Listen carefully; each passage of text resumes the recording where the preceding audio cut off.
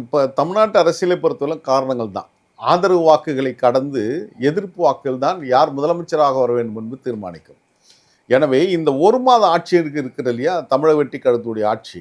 இந்த ஆட்சி என்பது ஒரு நன்றாக இயங்கிக் கொண்டிருந்த அரசு இயந்திரம் இப்போது 2 ஆண்டுகள் பின்னோக்கி தள்ளப்பட்டிருக்கிறது. அது யாராலும் மறுக்க முடியாது. 2 ஆண்டுகள் இந்த 45 நாட்கள் 40 நாட்கள் 2 ஆண்டுகள் பின்னோக்கி தள்ளப்பட்டிருக்கிறது.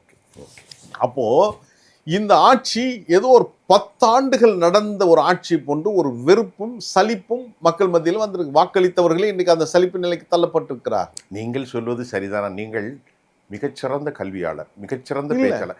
சாதாரணமாக சொல்வதும் திரு மல்லை சத்யா சொல்வதற்கும் வித்தியாசம் இருக்குன்னு பார்க்குறேன். நீங்கள் எப்படி சொல்லுகிறீர்கள்? தேனியளவு பீரியடே 6 மாதம் நீங்கள் தான் கொடுத்தீர்கள். நீங்கள் அல்ல, எல்லாரும் கொடுப்பார்கள். அதில் ஒரு பகுதி கூட முடியவில்லை திரு சத்யா. இல்லை, அதற்குள் என்ன வெறுப்பு?